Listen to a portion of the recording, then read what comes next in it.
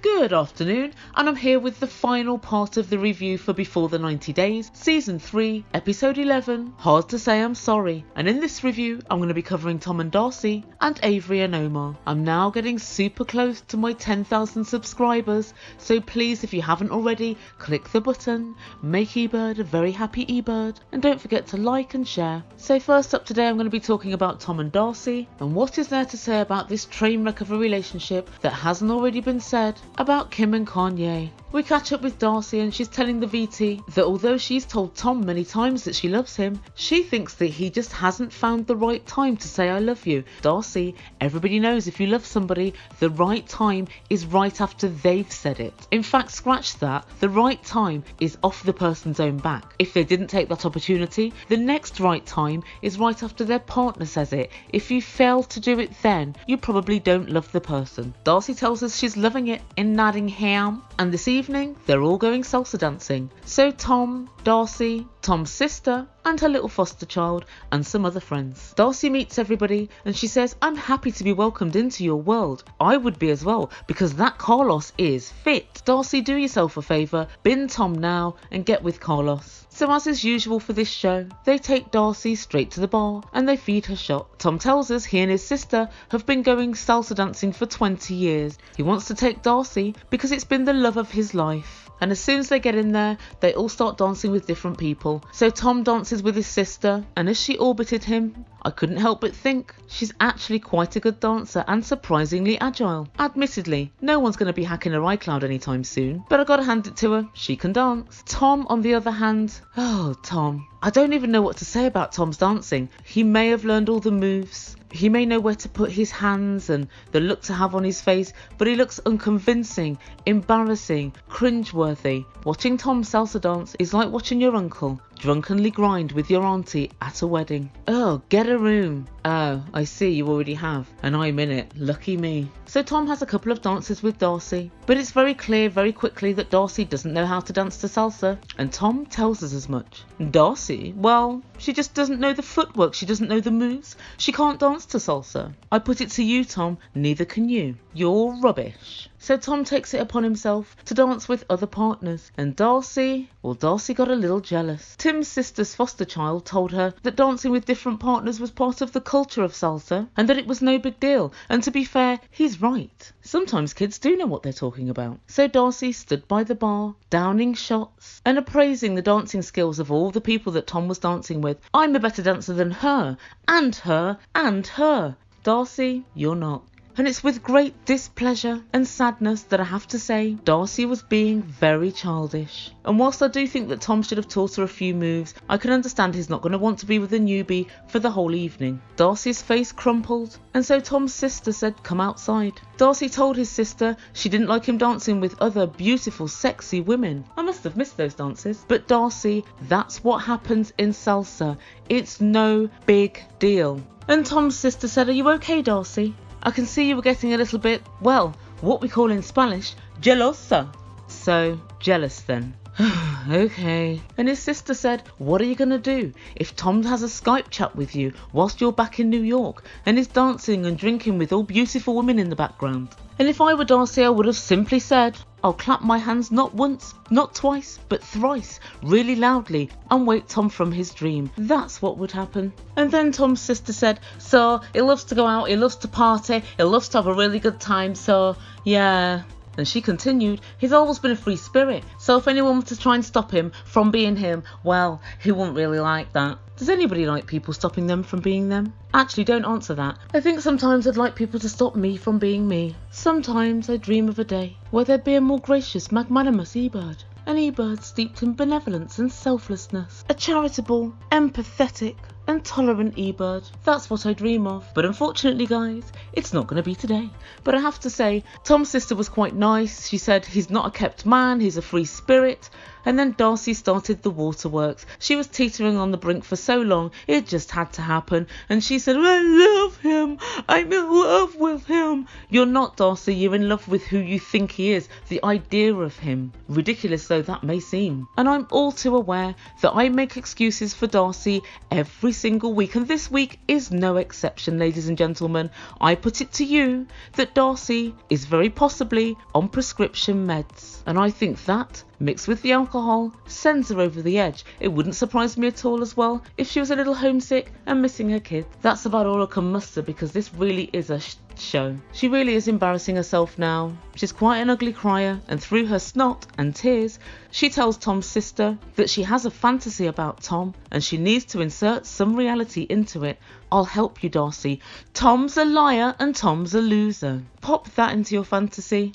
His sister said what he doesn't want is possessive, jealous, emotional or needy women. Oh Lord. And Darcey said, I'm not that. Well, you are if you acted how you've just acted now. And she talked to her a bit like a school teacher, but this is what Darcey needs, I think. She needs someone who's kind of on her side, but will give it to her straight. And his sister gives her a fantastic bit of advice. And she said, find out where his head's at. Find out, are you exclusive? And Darcey said, but I'm scared. What's the worst that can happen? If he says no, and I'm sleeping with loads of other women, then at least we know. Yes, if he says that, we'll know he's a liar. And then she says to Darcey, I think you're lovely. If I didn't like you, I'd have told him, get rid of her. I think you're great. And to be quite honest, I'm really starting to warm to her now. I think she went in all guns blazing last week. And you know I'm very protective of Darcey. But it turns out Tom's sister is far nicer than Tom is. I'd like all my listeners to scratch any of my earlier comments which are disparaging in any way towards Tom's sister. I would re-record, but I don't feel that strongly. Darcey marched inside and she asked Tom, are we exclusive? Tom said, what's this? Is this an American thing? Yes, Tom, it is, and you know very well it is. And then he clarified that they were. And at the end of the night, when she'd managed to snag her man, Darcey was cock-a-hoop. She said, Tom's my man, and I'm his woman, and I'm loving it. And it put me in mind of what Cheetah Florian said. You love Tom and Tom love you. You love Tom and Tom love you. Like I said earlier, the kids can be right sometimes. Darcey said to the VT later that she feels fantastic, and I couldn't help but notice she was wearing a bin liner. Well, I suppose it'll make things much easier for what's coming next week, because I reckon she's getting binned. And that's everything for Tom and Darcey this week. Darcey love, try and pull it together. We're all rooting for you, we're willing you on, but it has got to come from you. And my final review of the week is for Avery and Omar. Avery tells us that she's been in Lebanon for 10 days now, and the honeymoon is now over. She says the plan is now to apply for a spousal visa and then move to Syria whilst they wait for it to go through, i.e. forever. And we catch up with these kids in the back of a taxi and they're cuddling. Avery's absolutely devastated, but Omar, well, he just stares straight ahead. And she says, Omar, it's going to be so hard to leave you. Omar says nothing. Then after a while he says, be patient, be strong, be positive. And then he tells the viewer that separation will be really hard as they've now gotten used to each other. Gotten used to each other? That just sounds like a kid you babysit for or something. Gotten used to each other? No, you're supposed to be saying, Omar, that now you love each other. They arrive at the airport and he puts his arms around her and kisses her on the head. And Avery continues to preen his face and say, I love you. They've only got minutes left now and she's making the most of it. He says he wants to hug her before she leaves, as he doesn't want to go to bag check with her. She's still crying, but Omar's now extremely tactile, but he says stop crying. In an overdramatic statement that only a 19-year-old could ever make, she tells us that she's grateful for every second that she has with him, and she's aware she may never see him again. You will, Avery. They rerun before the 90 days at about 2 a.m. through the winter. Don't worry. They then kiss each other on the head, and Avery walks towards the bag check, and Omar walks quickly away. And I can't help but notice he doesn't even look back. He's actually on his phone. Is that you, Celine? He says you can't tell, but inside he's broken, and that your eyes never lie. That's really interesting that you should say that, Omar, because I believe exactly the same. And even the producers ask, do you think Avery knows this? He says, yeah, poor Avery. She says there's a chance that she may never see him again, and she's hoping and praying for his safety. The next time we see Avery, she's on the plane, and she tells us she almost didn't get on the plane. She almost just decided to stay with Omar in Lebanon. And I can say I do feel sorry for Avery, because she's a little kid, she's a youngster, she's 19, and she's deeply in love, and I know it's very hard, but she has to see Sen and realise that they may as well spend their time looking for another country to live in, because I doubt he's going to get into America, and as we know now, a very very recently, northern Syria is being bombed all across the border. Turkey are bombing all across the border. And where does Omar live? In northern Syria. Like I said, Omar, nobody can predict what's happening in a war. And then we go over to Terry, Avery's mum, who is so happy to be getting her back. And she tells us she's going to stop her from going to Syria. Avery told her, I cried for the first 50 hours. I just want to be with my husband. There's a war on right now, and if I have to go to be with him, then that's what I'll do. Avery runs over and hugs her mum, and then she hugs her stepdad. And although she calls him dad, the hug's more of a rub and a perfunctory gesture, more than like a real hug, the way that you would hug your dad if you hadn't seen him for a long time.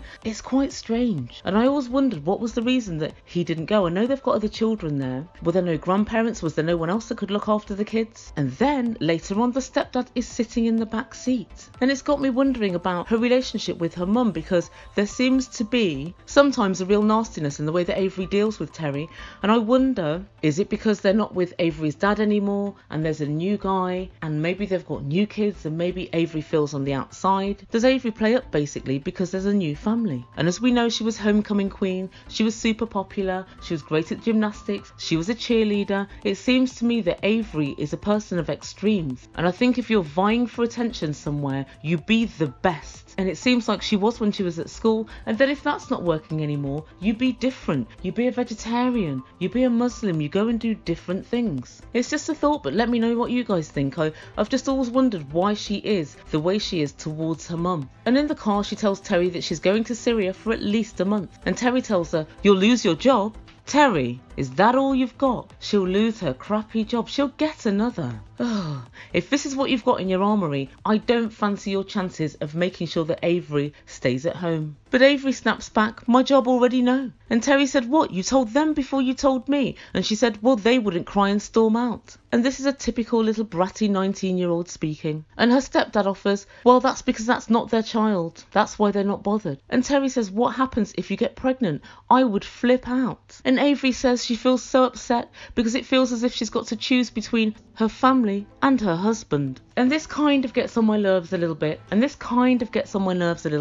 Both she and Omar do this. They've both decided that the moment they were married, that was it. And they started saying, my husband and she's my wife, as if that trumps all other relationships that you could possibly have with anyone. If you're a mother and you've given birth to a child, rewind. If you're a mother, you've carried a child for 9 months, maybe even 10. You've given birth to that child and you've nurtured that child in your home all the way until the child is 19. Do not think you can walk in and tell me that's my wife and somehow you trump me. That's absolute crap. And the same goes for you, Avery. Suddenly, Omar's your husband, and you shouldn't be forced to choose between. No one's asking you to choose between the two. All they're asking is that you don't go and live in a war zone. And I find Avery's playing the husband card quite distasteful and quite boring. And guys, that's everything from my reviews for this week. I will be doing a special on Friday or Saturday, so look out for that. I've yet to decide on what, so subscribe and you won't miss it. And please don't forget to like and share. And guys, don't forget, I'm now reviewing The Apprentice UK, so please look online for my reviews for that. For you guys that are outside of the UK, I have a link so you can watch it and we can watch and slate together. Thank you guys so much for listening. You've been listening to Ebird Online. Ciao for now.